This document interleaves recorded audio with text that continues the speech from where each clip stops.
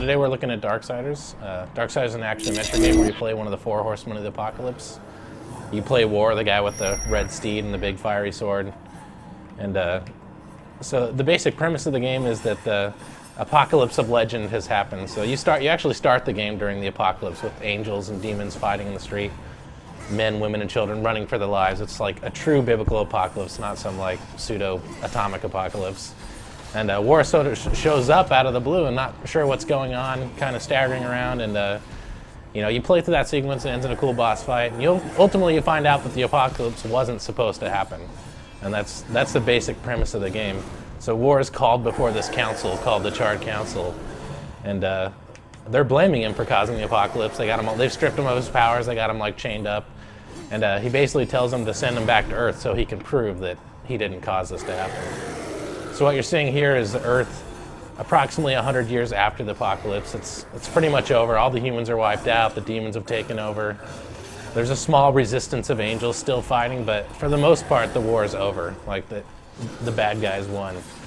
And you know, in the game we wanted to make an action-adventure game that had a lot of exploration. We wanted the player to really feel like they were immersed in this world. So it's not linear, like there's a big, huge open world. This is one of the city areas in the game. There's several different districts of the city. They're all different. They're themed visually. One's like a park. One's all submerged underwater.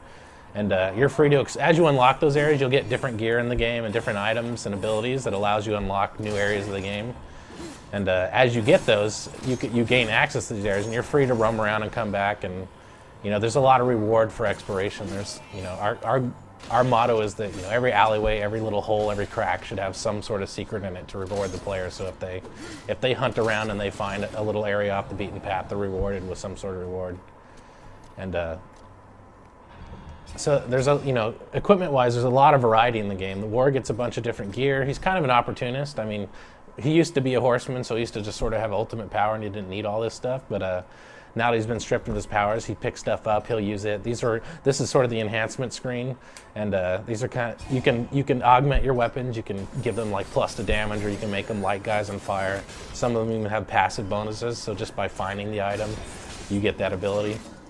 Enemy-wise, you know, it's pretty cool because War's he's not on one side or the other. He doesn't work for the angels, he doesn't work for the demons. He's actually, in the fiction, the horsemen are sort of this force of neutrality to maintain balance between heaven and hell.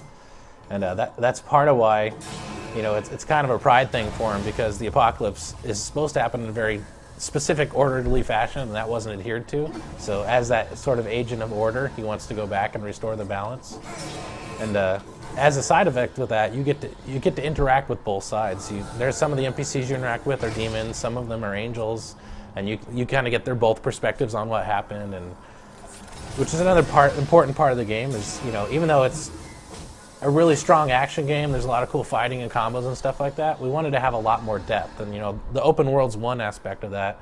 You know, the character advancement's another. You get new armor, new weapons, and all the other stuff I mentioned. So there's a lot of like growth in the character, and then just the general interaction with NPCs and the basic story. We wanted it to have almost an RPG-ish feel. You have a sidekick in the game called the Watcher, and when you're accused and sent back to Earth, they don't really trust you, so they kind of send him along to watch after you. He's basically your warden, and it's interesting because he's there to help you. Like, he'll give you hints and help you along in the story, but he's also kind of has the power to kill you. So there's a lot of interesting interactions where he'll help you out in one case, and then like in the next scene he's choking you to death, and it's an interesting dynamic between the characters, and you kind of build this hatred of him throughout the course of the game, but at the same time you need him because he's helping you out. And his voice is actually done by Mark Hamill, so it's pretty cool.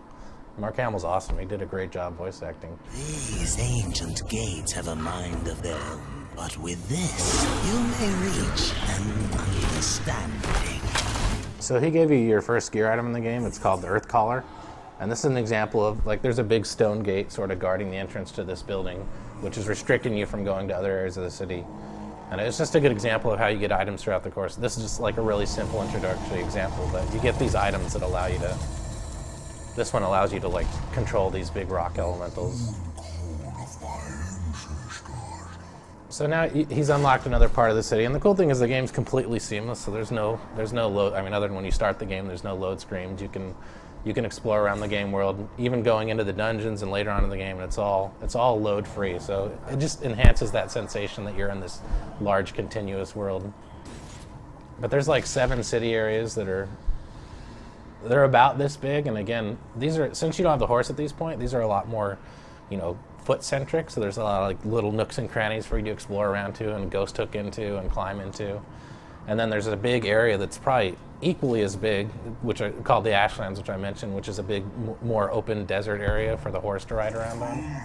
So this whole sequence introduces one of the main NPCs in the game, which is imprisoned here. His name's Samuel, and he's actually a really powerful demon, and you have to help him throughout the course of the game because he's the only one that can get you to the tower and to the destroyer, but you're not really sure why or what his objectives are.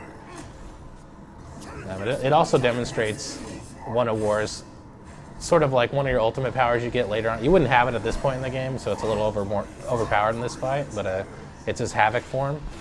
And the idea is that when he's a full horseman, he can do that sort of indefinitely, but since you're kind of gimped at this point in the game, you can only use it for short stints of time, but it's pretty cool. You get to turn into this big-ass red demon and just, I mean, you basically kill everything in, you know, a couple of hits when you're in this form, so you kind of have to control and use it sparingly when you want to have the most effect.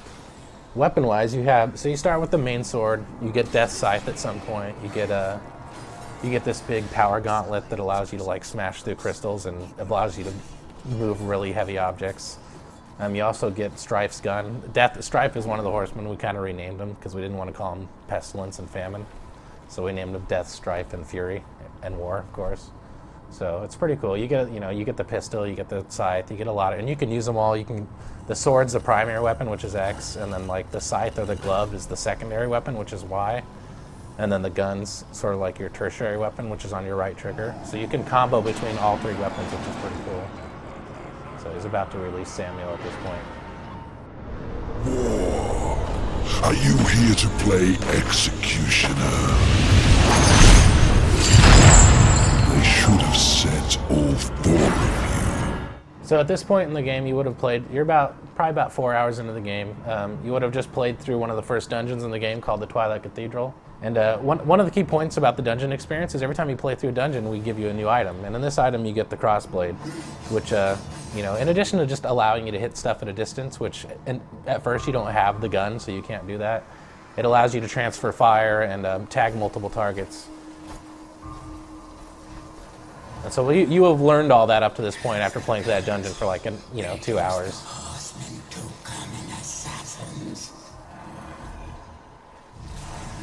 So one thing that is really important to us with our boss fights is we didn't want it to just be run up to her and punch her in the face a million times and then she dies. So the idea of the boss fight is sort of, it requires you to use everything you've learned to do in that dungeon. So it will use the crossblade, it'll use transferring fire. There's also these like bomb growths that you can throw that were sort of introduced in this dungeon, and all those elements play together to allow you to defeat the boss. And you do eventually punch her in the face a bunch of times, but there's a little bit of a puzzle to defeating her. It's not just hack and slash.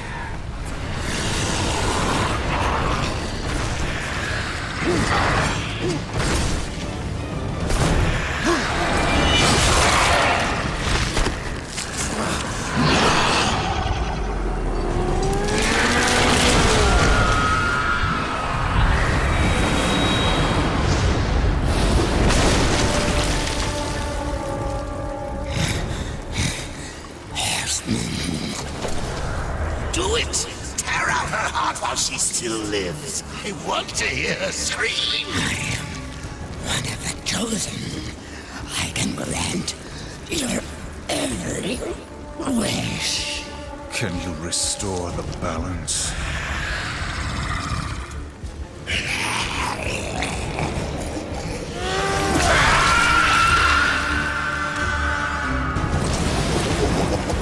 No wonder Samael wants this thing. It's coursing with power. You really think he's going to let you live long enough to collect on your end?